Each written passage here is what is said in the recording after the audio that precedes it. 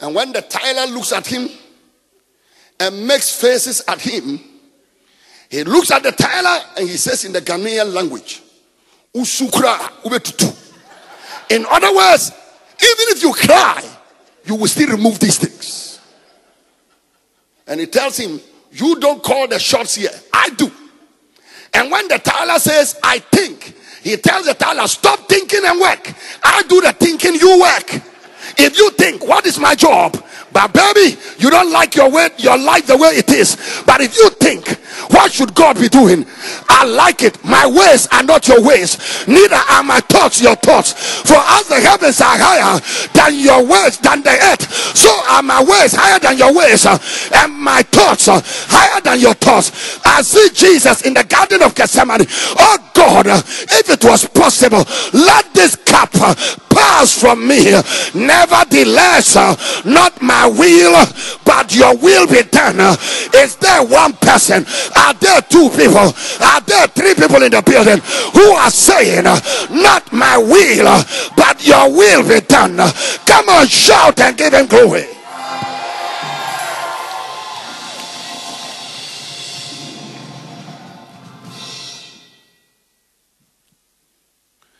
Yet it pleased the Lord to bruise him.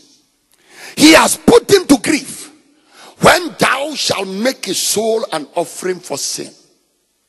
And then all of a sudden, in the middle of verse 10, there is a fulcrum. A fulcrum is a strategic inflection point where everything begins to turn. A fulcrum is a place when your story is now beginning to have another color. And I said to someone, you have suffered for a long time, but I see you standing at a place. Sometimes that thing is called but, where you go through all the negative and the Bible said but. Sometimes the fulcrum is called wherefore. He descended, he became a servant, wherefore God also. But I see you have suffered many things for God, so God also. Are you listening to me? So now in the middle of verse 10 it says, because he has made his soul an offering for sin, and all the suffering, all the pain, all the agony on the cross and everything, he said he shall see his seed. People, get ready. In all your humiliation, after all your humiliation, you will see something. You will see the salvation of the Lord in the land of the living. God will vindicate you. I said God will vindicate you. I said God will recompense you. I said God will compensate you. May the God of divine compensation compensate you for all your toil. He said he shall see his seed. He shall see his kind. You see the way you can handle punishment. You will see your seed. Your children will become tough. Quality children. Quality members. Quality proteges. You see the way you can handle storms. That is the way your children will be. Listen, eagles don't give birth to vultures. You are an eagle. You've gone through storms. You will produce other eagles. They that wait upon the Lord shall renew their strength. They shall mount up with wings as eagles. They shall run and not be weary. If they walk, they shall not faint. If they run, they shall not be weary. Come on, shout a yes and praise it. He shall see his seed. Your seed is your kind. You will see your kind. He shall see his seed, and he shall prolong his days. The Bible said he was cut off from the land of the living, but he ended up prolonging his days. He lived to die, and he died to live forever. Listen, he lived to die, and he died to live forever. They that live to live die and never rise up, but those that live to die, when they die, they live forever. He was cut off, but he prolonged his days. For except the corn of wheat falls into the ground and dies, it abides alone. But if it falls into the ground and dies, then it brings forth much fruit. Listen, any death process you've ever gone through, may you begin to produce. May your days become long. He said he shall see his seed and he shall prolong his days. And the pleasure of the Lord shall prosper in his hand. Listen, you have been faithful. The will of God, his pleasure. The design of God, his pleasure. The objective of God, his pleasure. The mandate of Jehovah, his pleasure. His pleasure will prosper in your hands. When God is looking for somebody for the next assignment, may you be the one he will select.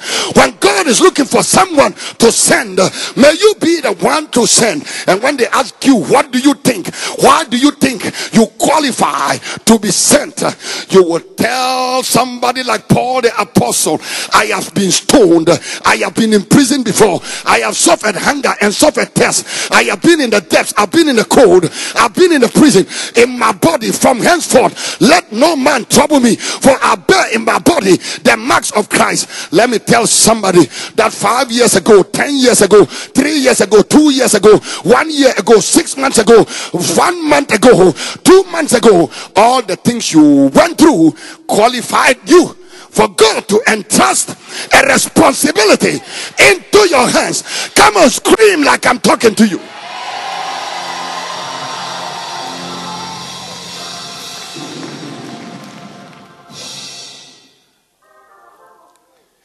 He shall see his seed. He shall prolong his days. The pleasure of the Lord shall prosper in his hands. Verse 11, he shall see the travail of his soul. Every travail produces a baby. You have never travailed in vain. You are not conceived with air. You are conceived with a baby. You are conceived with a miracle. You are conceived with a dream. And all your pain is to let you give birth to that dream. May you see the travail of your soul. In the name of Jesus, he shall see the travail of his soul. And mind you, listen to me. People have laughed at you, but you shall be satisfied. He shall see the travail of his soul and he shall be satisfied. In other words, he shall receive fulfillment. He shall see the travail of his soul and he shall be satisfied. By his knowledge shall my righteous servant justify many. You see, because of all the torture you've been through in life, you will justify many. You will justify people. There are too many condemners in the world. Too many people who pretend to know why everybody is suffering. They know why everybody's poor. They know why everybody's broke. They know why everybody's not getting a job. They know why everybody's sick. And that is because they themselves have never been through a fire. But when Jesus suffered all these things, he knew how to justify many. Sometimes when I hear people say, well, the people of Indonesia and the people of Haiti and the people of all those countries, they did some sins against God. That is why there are earthquakes and tsunamis in their countries. I say, I don't know. Several years ago in Ghana, there was a song they used to sing. No, the song came from Nigeria. The song came from Nigeria. I think it was Prince Nico Mbago who did that song. Some people say they go fit control destiny. Some people too say they no go fit control destiny. But as for me, I don't know. I don't know. I don't know. So there are times you lose your job and some people will tell you, you didn't pray for 1 week. That is why you lost your job. As for me, I don't know. I don't know. I don't know. But people, the Bible said because of the things Jesus went through, he knows how to justify many. May God give you encouraging words for people who are going through the worst time of their life. May God empower empower you and give you encouraging words to justify people. May those words, neither do I condemn you, go and sin no more. May those words begin to come out of your mouth. He shall justify many. And the Bible said, for he shall bear their iniquities. I like verse 12. Fulfilling your destiny. Fulfilling your destiny. Fulfilling your destiny. Fulfilling your destiny. He was in the world. The world was made by him. And the world knew him not. He came to his own. And his own received him not. Made himself of no reputation. Took upon him the form of a servant. Was made in the likeness of men. And being found in fashion as a man, he became obedient unto death. One would think that such a man of sorrows and acquainted with grief, despised, and we esteemed him not. We esteemed him smitten, stricken, afflicted.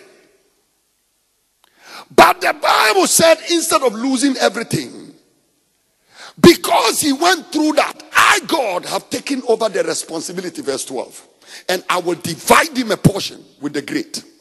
I, God, because he chose to make himself poor, I'll make him rich. Because he chose to make himself weak, I will make him strong. I will divide him a portion with the great. Listen to me. When you humble yourself, blessed are they that mourn. Blessed are the weak. Some blessed are the meek. Blessed are the pure in heart. Some commentators said that that word blessed, it means endued with immortality. That means these people that are poor in spirit, meek, pure in heart, mourning, he said they are endued with immortality. They never die. The Mother Teresa's, those kind of people, they don't go anywhere. When they are dead physically, they are printed with indelible ink, embossed with irreversible imprints in our minds. They never get away. Mother Teresa, they never get away. Abraham Lincoln, they never get away. Those kind of people. Even the ancient men of old, Saint Francis of Assisi, Saint Augustine, they don't go anywhere. They are always with us. Listen, those who live low are written on our high minds. He said, because the Messiah, Yanomo Iyasa, made himself of no reputation, I will divide him a portion with the great. He's not greedy, but the car the great people drive, he will drive the same car. He is not corrupt, but the house the great people get, I will give him the same. He's a humble pastor, but a beautiful building, which some steal and kill and rob to get, I will give him the same. She has no husband, but the respect and the honor married people have, I will give her the same. He said, because my righteous servant is like a tender plant, and as a root out of dry ground, I have taken the responsibility to divide him a portion with the great. Listen, you are very simple, but the Buckingham Palace, the great people enter through connection and bribery. God himself will open the door for you. And like he told it,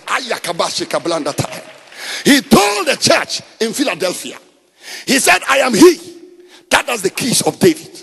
And when I open the door, no one shuts it. And when I shut the door, no one opens. He said, you Philadelphians, there is something good about you. You have a little strength.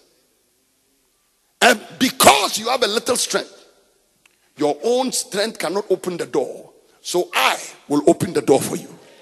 Listen to me, people. It's not by might. It's not by power, but by his spirit. May God divide you a portion with the great. May you eat where your boss eats. May you enter the doors your boss enters. When you sit in the plane, you are not a multi-millionaire, but may you sit in the first class where they sit. Am I talking to you at all? You are not married. You don't have a child of your own, but I see children from all over the world, from the north, the south, the east, and the west, and they honor you more than somebody with a husband and with children. He said, I, Almighty God, I will divide him a portion with the great. and he shall divide the spoil with the strong. Because it's not by might and it's not by power, but by my spirit. The race is not to the swift, the battle is not to the strong. Bread is not to the wise, riches are not for men of understanding, neither is favor to men of skill. And it is not of him that willeth, nor of him that runneth, but of God that showeth mercy. I see somebody, the Lord is your strength, the Lord is your portion.